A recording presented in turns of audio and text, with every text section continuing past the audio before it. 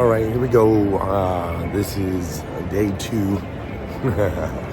Day two. I am right now currently headed over to the Wynn Hotel Casino in Las Vegas, where I am going to be speaking at the NIADA event. I'm going to be speaking to a bunch of independent car dealers and basically breaking down culture, the importance of culture, how we can use culture to grow and scale 800%.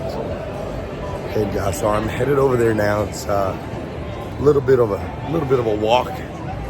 It's a little bit warm over there. And so, yeah, I told you guys that the plan is to vlog. I guess that's what they call it, video log. The plan is to vlog every single day as we go on this journey of opening this new dealership, 800% Elite Auto Sales. And so sometimes it's going to be me shooting a video from the studio. Sometimes it's going to be me shooting a video from the office or from an event. And sometimes it's going to be me shooting a video while I am walking about a mile and a half, I guess, is what I have to walk. Maybe it's a little bit further, to different events and things. Or I might be in the car, or I might be with the kids. I don't know. You never know what you're gonna get. But what you can confidently know that you are gonna get is the play-by-play as we build this dealership every step of the way, and all of the experiences, emotions, etc. that come along with it. So that's just how it's gonna go. Yesterday, I think I'm going out the right way. I hope so. I think I need to go out these doors. So, so here's where we're at today. I've been talking with my partners, and we have been discussing a couple different things. We've been discussing dealer-owned warranty companies versus reinsurance, figuring out what the strategy is there. My partners are in one program, and I believe that a different program is ultimately going to be better for our particular store. And so we're just kind of talking through that. Also, we are in the process of putting together our banking. It's been like a little bit, I don't want to say frustrating, it's not necessarily the word, but it's kind of like this chicken before the egg before the chicken anomaly that we got going on. So I have people that we have recruited to be a part of the 800% Club team. So I have people that are ready to start, have quit their jobs, so on and so forth. And I need to get them paid, or get them to start getting paid. But at the same time, we're not operational until August 1st when we start generating capital. So we've opened some bank accounts, but we don't have checks yet. Well, I was expecting it to be loud, but I wasn't expecting that. Wasn't expecting full-on construction out here. So that might be a little too loud. But, so we have bank accounts, but we don't have checks. We don't have credit cards. I'm setting up different vendors. We're setting up our DMSs and our CRMs. You got a street performer out here. Look at this guy. Oh, he's singing. He's got the deep voice. Listen to this guy.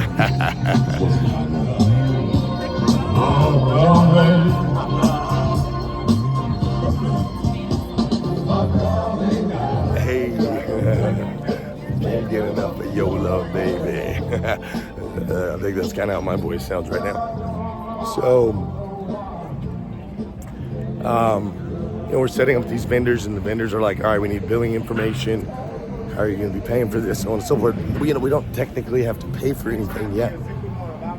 We don't pay for anything until August 1st when we actually start using the services, but just getting things set up as far as billing, so on and so forth. And I have someone that is going to be managing our office, handling titles, handling accounting, and handling billing, and all of those things. But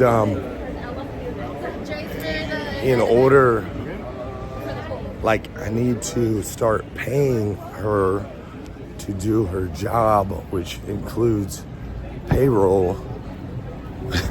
But I can't pay her when I don't have payroll, because it's her job to do payroll, but she has to get paid to do payroll. Do you see what I'm saying?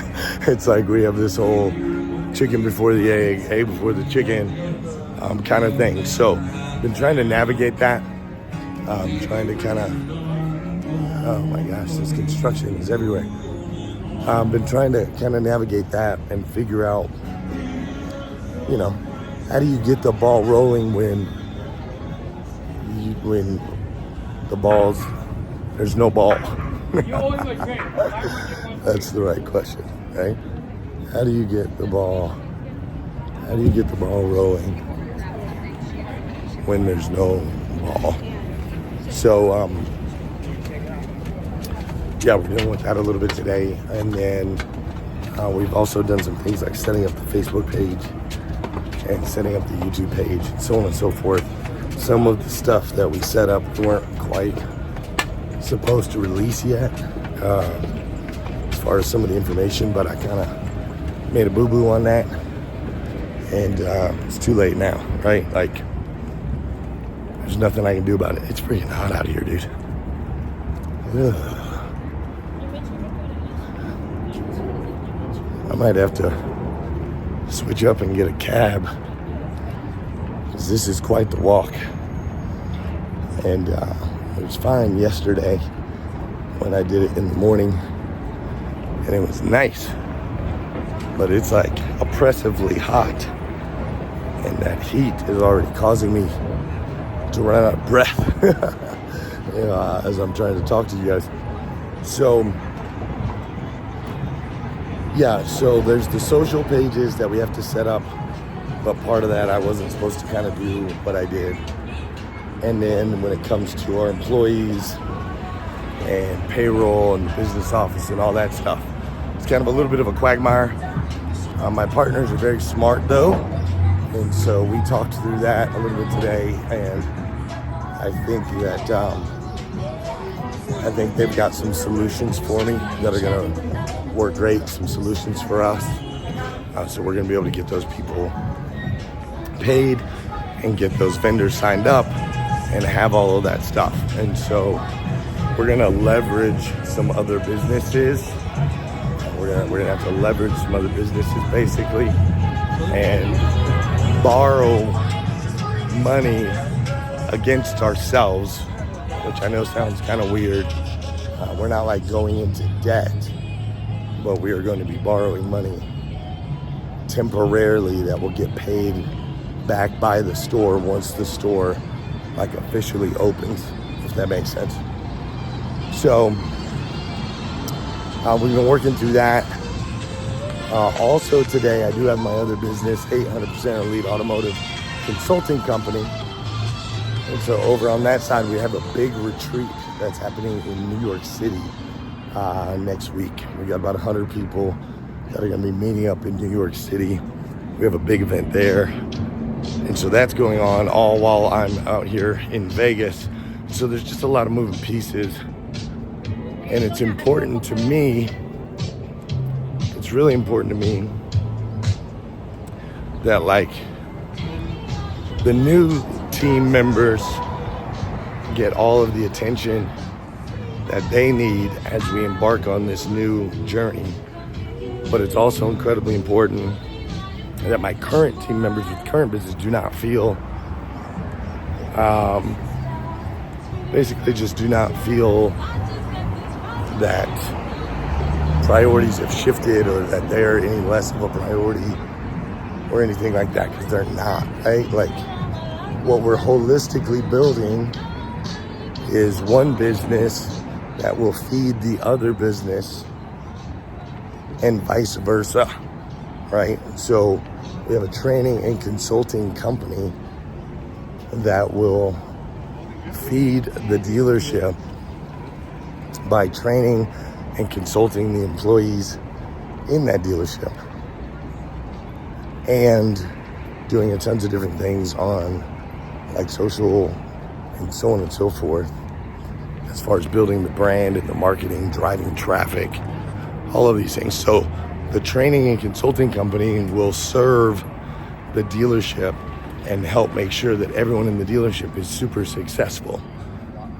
On the other side of that, the dealership itself is going to serve the training and consulting company, because we'll now have like an actual model where we can show things, not just conceptually, but ultimately we can show things tangibly. And there's a big difference between, people learning things conceptually and people trying to learning things tangibly, right? It's a big difference. So also the dealership will be paying, right? The dealership will be paying the consulting company for its consulting services. So the dealership will actually be putting revenue in the pocket of the consulting company. Therefore, obviously, the more revenue you have in your business, the better. So as you can see, both feed each other and serve each other and make each other healthy. And so it's almost like monopolizing, for lack of a better word. Why do I feel like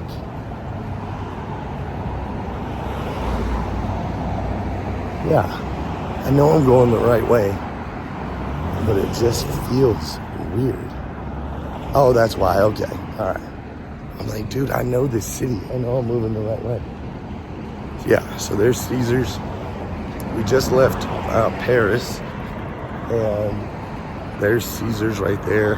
Paris is right across from the Bellagio, and then we are walking up on the Mirage and Treasure Island and Harrah's and all of that. But you can't really see the wind until you get around that corner up there where Treasure Island is. Once you turn the corner, you'll start to see the wind.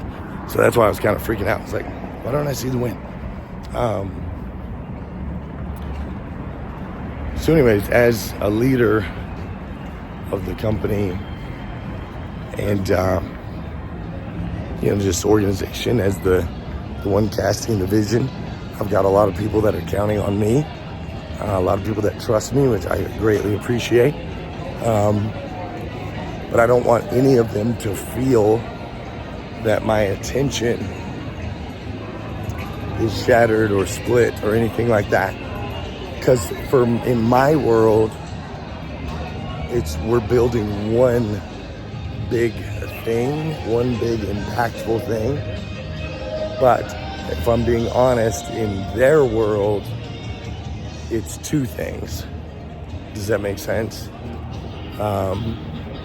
You got people that are a part of one company and people that are a part of another company, and they'll work together on some levels, but ultimately it's two separate businesses that are just feeding each other. So a lot of thoughts around that this morning, some conversations with different people on my team, and I just think it's really important. I still feel like I'm going the wrong way, even though I know I'm not. Why do I feel that way? There's the Mirage, just like it's supposed to be. Here's Harris. Like, this is so weird, dude. As soon as I turn this corner, I'm gonna see the wind. I know that that's the case, but I still feel oddly, maybe it's because I'm talking like on camera and not paying as much attention to my surroundings. So maybe I feel a little lost. I don't know. But it's weird. So anyways, there's some emotions around that, right? because I don't, the most important thing to me is my people by far. And it's important to me that they know and understand that every decision we make is in the best interest of them. And don't get me wrong, like I don't think that, nobody's expressed that they feel that way. It's just something that's on my mind. So I just wanted to share that with you, that, this is part of the entrepreneurial journey, is that we're constantly having to be considerate of and thinking of those that we have been blessed with the opportunity to lead. So it's not always just, us doing what we want to do or making whatever decisions we want to make as the business owner. A lot of times, actually all the time, your decisions have to be based in consideration of all those involved. That looks like a party right there. Look at that. That looks awesome. So, experiencing that a little bit. Also on the other side, our consulting and training company is evolved. Technology is evolving, and opportunities are evolving. So it's really important that we push right now in this season, because there's a lot of people that we can help, right? So it's like, okay, got to push over here because we got to get the dealership up and running. And we're pushing over here because we're launching new products with 800% Club. And we have to push over here to make sure that we're maxing out on both companies and that the health of both companies is priority number one. And we have to push over here to make sure that our people feel seen, heard, and significant. And then we have to push over here ourselves, because like I'm having to learn all kinds of things about business I don't know, right? Like I know the training and consulting business. I've been doing that for 5 years. I know how to sell cars because I've been in that industry for 25 years. But as far as actually setting up from scratch a car dealership, that's not something that I've ever done. And there's a lot of things logistically, like I was talking about earlier with warranty companies and payroll and we have payroll with our company now, but how do you have payroll on a company that doesn't exist yet? It's a new experience. So it's like I've got to push to learn, and we've got to push the companies, and we have to push our people. So it's a little bit a lot. Last night I slept better than I did the day before. You guys want to see the Venetian? It's beautiful. Look. Gorgeous, right? Oh, I accidentally pushed a button and shut it off. Hopefully I'll be able to splice those videos together. But look. Beautiful, right? They're down here doing the gondolas. Doing all that. So yeah, I slept a little bit better last night. Did not sleep the night before. To be honest, it's been kind of tough to sleep. There's a lot of opportunity on board or in front of us, and there's also a lot of responsibility, and there's also a lot of activity, if that makes sense. And so, you got to get enough sleep to be at your best, and at the same time, you got to realize, like, we only get to play this game once, and this is only going to be a new company once, and this opportunity is only fresh today. And so you got to get after it. You got to go get it. And sometimes it means you lose a little bit of sleep. Maybe some of it's a little bit of worry. Some of it's a little bit of anxiety.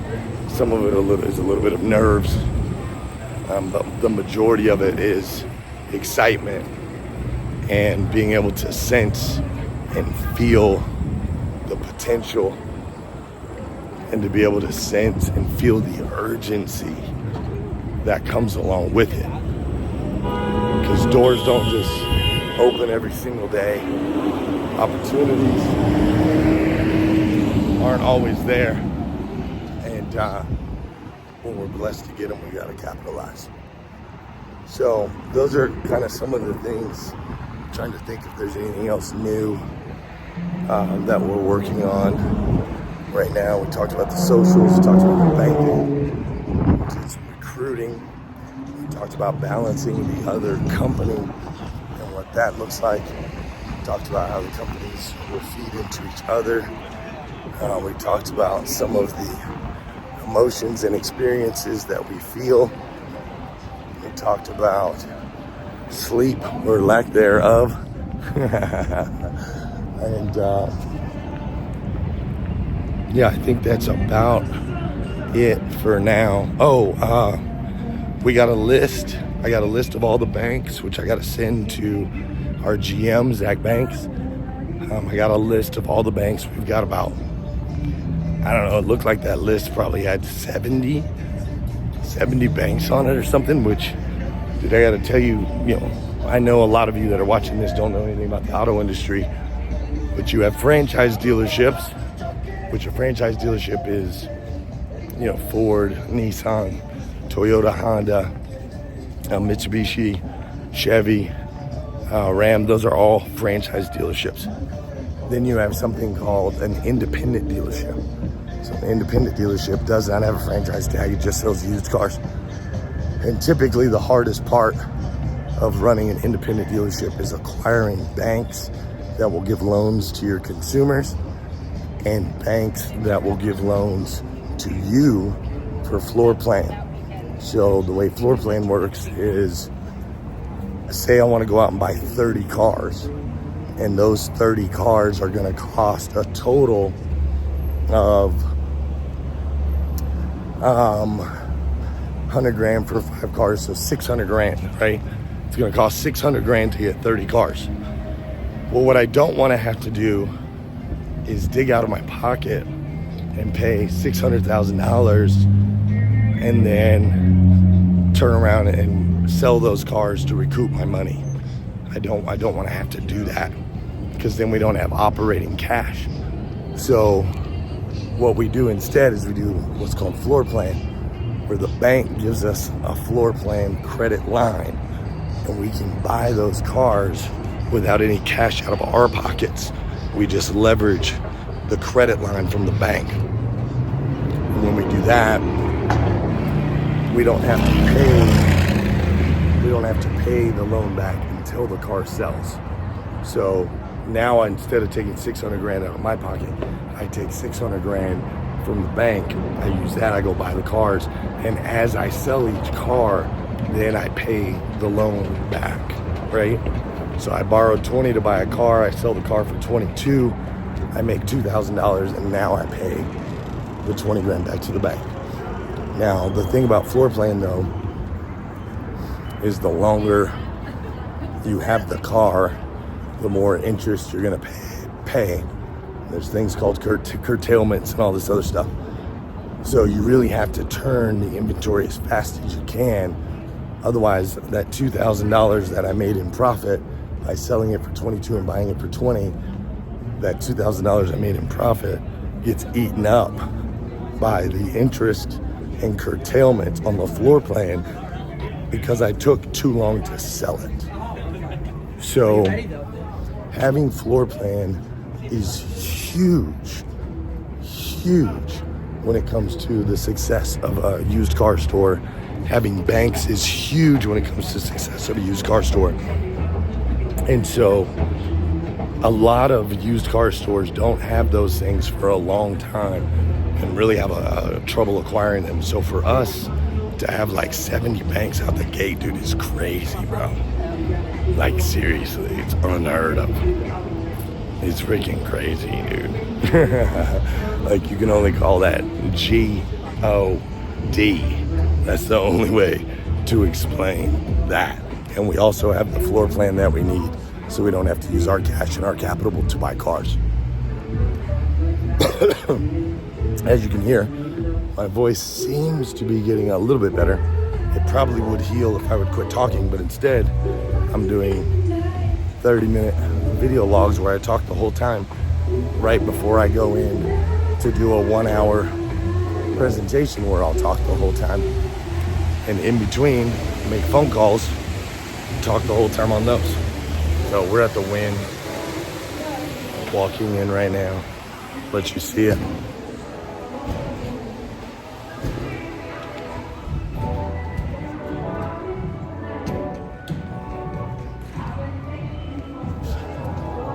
Beautiful, beautiful place, the Wynn.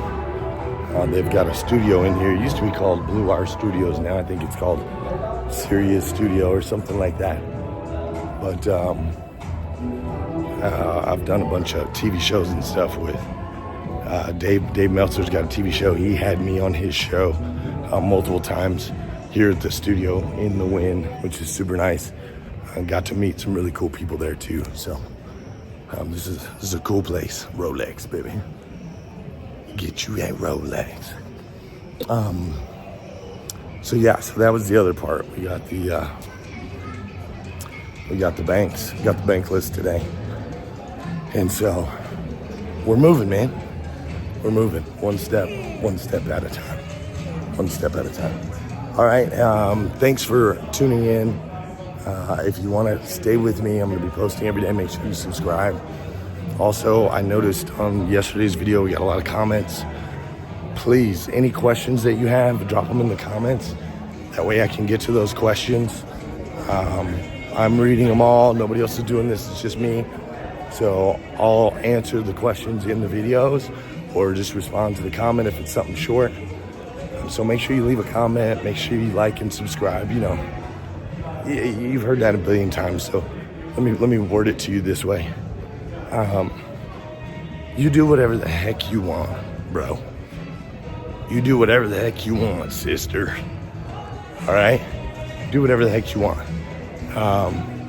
I am going to continue to show up here for you.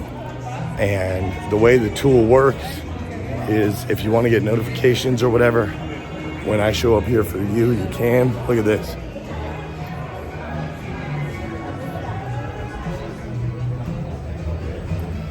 So if you want to get notifications or whatever, and you want to hang out, then the best way to do that is to do what the platform wants you to do, which is like, subscribe, and comment. So it's up to you, man. If you're trying to get a certain result, I would suggest that you do that. If you're not interested in that same result, then you do you, boo. That's how it works, all right? So I'm going to get in here almost to the event space, and I'm going to get set up, probably get a little something to eat. I haven't eaten out here very much. I did have a big meal last night, which was nice. I had a big meal, but I don't know what time it is. It's like 5 p.m. Eastern time, and I have not yet eaten today. I did have a meal last night at 9 p.m. Vegas time, so midnight at home basically.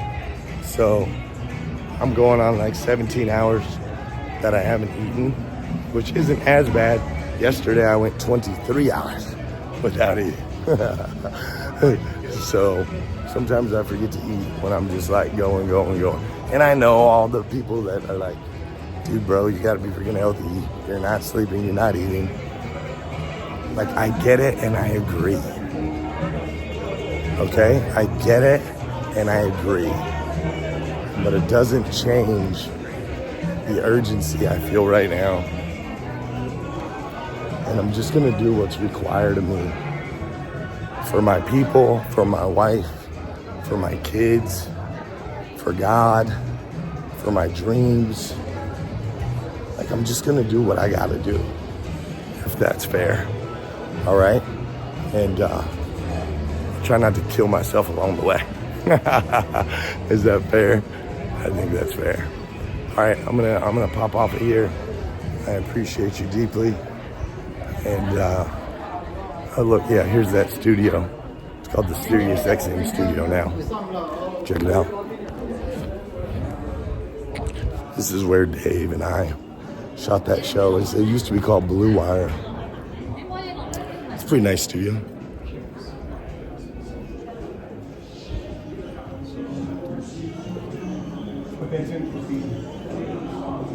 So they changed it up. I don't know why they changed it.